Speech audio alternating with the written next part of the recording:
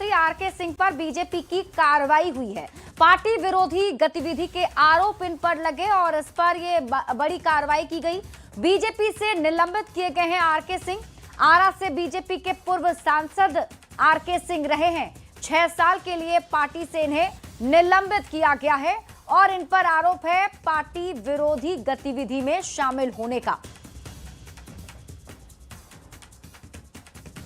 तो पूर्व मंत्री आरके सिंह पर बीजेपी ने बड़ी कार्रवाई की है। बड़ी खबर आपको बता रहे हैं, बड़ी जानकारी। पार्टी विरोधी गतिविधि के आरोप में ये एक्शन पार्टी ने इन पर लिया है।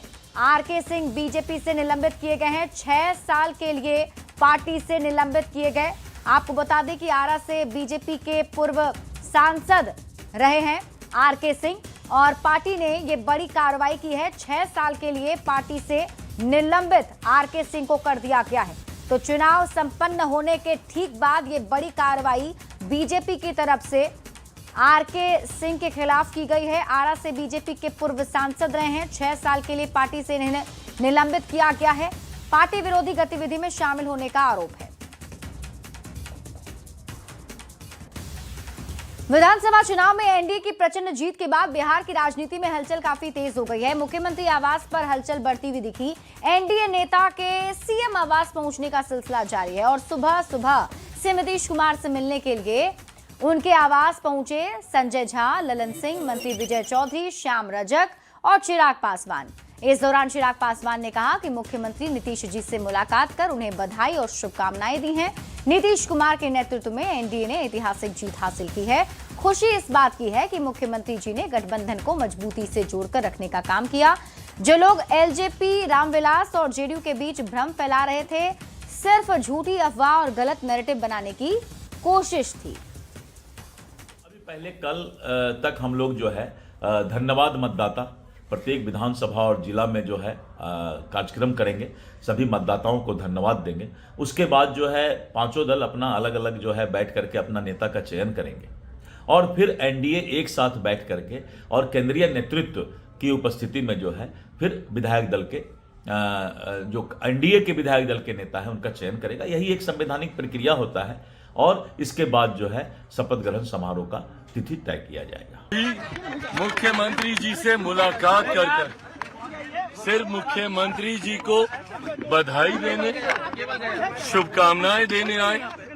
जिस तरीके से मुख्यमंत्री नीतीश कुमार जी के नेतृत्व में एनडीए गठबंधन ने एक ऐतिहासिक जीत हासिल करने का काम किया है, ऐसे में उनसे मुलाकात कर लोक जनशक्ति पार्टी रामविलास का एक प्रतिनिधि मंडल उनसे मुलाकात कर उनको से बधाई शुभकामनाएं देने आया था। खुशी है इस बात की कि मुख्यमंत्री जी ने जिस तरीके से एनडीए गठबंधन के हर एक घटक दल की भूमिका को सराहने का उन्होंने काम किया। मैं तो सबसे पहले आपके चैनल के माध्यम से पूरे बिहार वासियों को, पूरे बिहार के मतदाता मालिकों को मैं उनको उनके प्रति आभार प्रकट करता हूं कि बिहार के लोगों ने जो है सुशासन और विकास पर मुहर लगाई है। हमारे नेता माननीय मुख्यमंत्री नीतीश कुमार जी के जो 20 वर्षों की उपलब्धि है और माननीय प्रधानमंत्री नरेंद्र मोदी जी के और दोनों नेता की करिश्माई जोड़ी पर लोगों ने भरोसा जताया है। जिस तरीके के दावे किए जा रहे थे विपक्ष के जरिए से, सर क्या कहिएगा उनका? विपक्ष तो इसी तरह से दावे करेंगे। कोई विपक्ष के पास कोई मुद्दा ही नहीं था। विपक्ष तो जो जनता जानती है कि कौन लोग काम करने वाले, कौन लोग काम करने वाले नहीं, कौन लोग वोट की राजनीति करते हैं, कौन लोग वोटर के बारे में सोचते हैं। हमारे नेता वोटर के बारे में सोचते हैं। हमारे नेता वोट की राजनीति कभी नहीं की, वोट की चिंता कभी नहीं की। हमारे नेता वोटर की चिंता की कि कैसे खुशहाल होंगे, कैसे उनकी जीवन यापन बेहतर कैसे होगा, उनकी आर्थिक, सामाजिक, शैक्षणिक स्थिति कैसे बेहतर होगा। तो जनता समझती, तो जनता अस्थायी रूप से जो विपक्ष को घर बैठाई। कब तक शपथ ले लिए जाएंगे? नहीं, देखिए ये तो विशेषकर जब हमारे एनडीए घटक दल के नेता बैठेंगे और उस पर निर्णय होगी।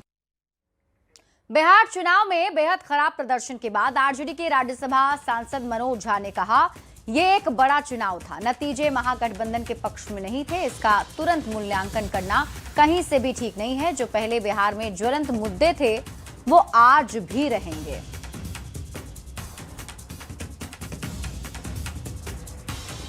तो चुनाव नतीजे पर आरजेडी की प्रतिक्रिया सामने आई है। बिहार चुनाव में बेहद खराब प्रदर्शन के बाद आरजेडी के राज्यसभा सांसद मनोज झा ने बड़ा बयान दिया है।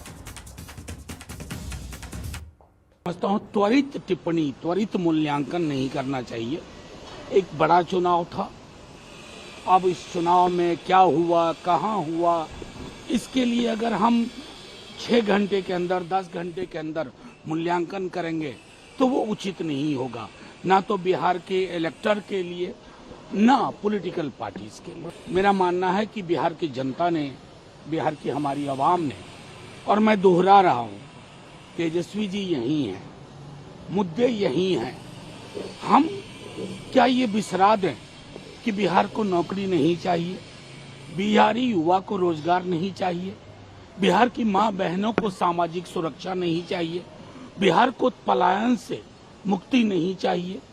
ये मुद्दे ज्वलंत मुद्दे रहेंगे। चुनाव के नतीजे हमारे पक्ष में नहीं है, इसलिए मैं इसके अलावा कोई टिप्पणी नहीं। और देखिए, चुनाव परिणाम पर आरजेडी ने एक्स पर पोस्ट कर कहा है कि जन सेवा एक अनवरत प्रक्रिया है, एक अंतहीन यात्रा है और इसमें उतार चढ़ाव आना तय है। हार में विषाद नहीं और जीत में अहंकार नहीं। राष्ट्रीय जनता दल गरीबों की पार्टी है, गरीबों के बीच उनकी आवाज बुलंद करती रहेगी। सोशल मीडिया साइट एक्स पर यह पोस्ट किया गया है राष्ट्रीय जनता दल के हैंडल से, जो आपके टीवी स्क्रीन पर आपको ये तस्वीर दिखा रहे हैं। और इसमें पोस्ट के जरिए लिखा गया है कि जनसेवा एक अनवरत प्रक्रिया है, एक अंतहीन यात्रा है, इसमें उतार चढ़ाव आना तय है। हार में विषाद नहीं और जीत में अहंकार नहीं। राष्ट्रीय जनता दल गरीबों की पार्टी है और गरीबों के बीच उनकी आवाज बुलंद करते रहेगी।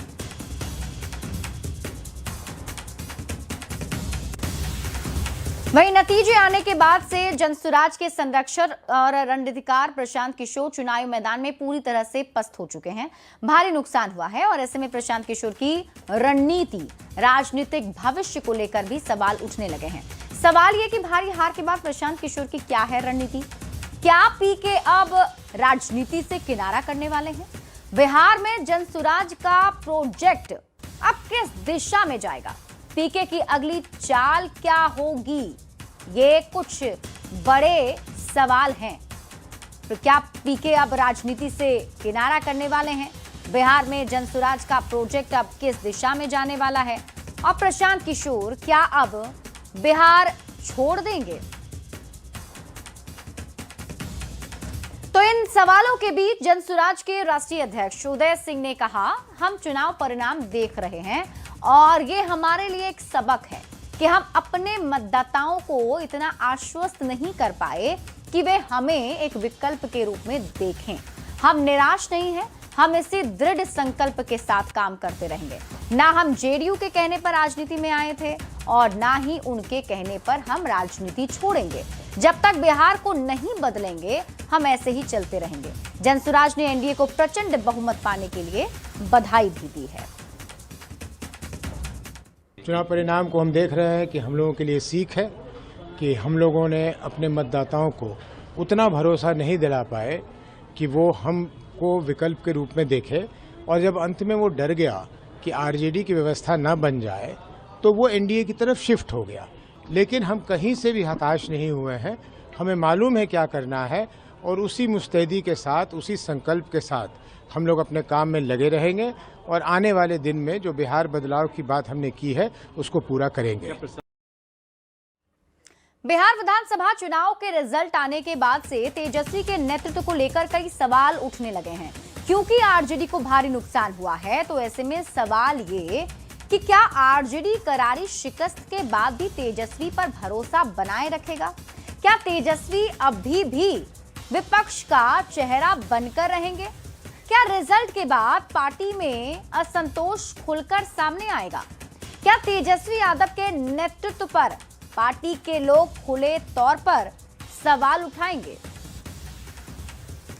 तो तेजस्वी यादव को लेकर ये कुछ सवाल जरूर हैं, क्योंकि इस बार महागठबंधन का जो परफॉर्मेंस है वो कैसा रहा ये सभी जानते हैं। और ऐसे में अब तेजस्वी यादव के नेतृत्व पर भी क्या सवाल उठेंगे, ये एक बड़ा सवाल बना हुआ है, क्योंकि तेजस्वी यादव के ऊपर ही महागठबंधन का पूरा दारोमदार था।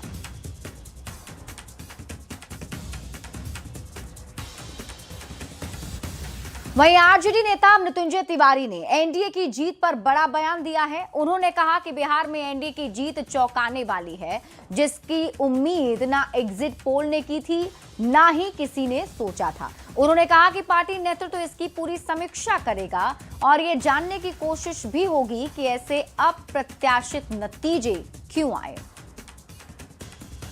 आप लोग जीत को लेकर के बिहार की जनता पूरी तरह से आश्वस्त है कि जनता की जीत होगी और महागठबंधन की सरकार बनेगी, तेजस्वी यादव जी मुख्यमंत्री बनेंगे। ये रात, आज की रात एनडीए के लिए भारी है और आज की रात ही विदाई है। कल से नया सवेरा आएगा। नतीजे सामने आने के बाद बिहार की सियासत में तरह तरह की चर्चाएं शुरू हो गई हैं। चर्चा ये हो रही है कि क्या आरजेडी को कांग्रेस ने बिहार में फंसा दिया। आरजेडी कैंप में भी ये सवाल जोर पकड़ रहा है। सवाल ये भी पूछे जा रहे हैं कि कांग्रेस ने सीटें ज्यादा ली और प्रदर्शन सबसे खराब रहा। क्या आरजेडी इसे गठबंधन की सबसे बड़ी गलती मान रहा है? क्या अब आरजेडी कांग्रेस गठबंधन बरकरार रहेगा? ये कुछ सवाल हैं जो अब उठ रहे हैं, क्योंकि बेहद ही खराब परफॉर्मेंस कांग्रेस का महागठबंधन के अंदर देखने को मिला है। तो अब राजनीति में अलग अलग चर्चाएं भी शुरू हो चुकी हैं। और इसी के साथ यहां रुक रहे हैं एक छोटे से ब्रेक के लिए, जल्द लौटते हैं वापस।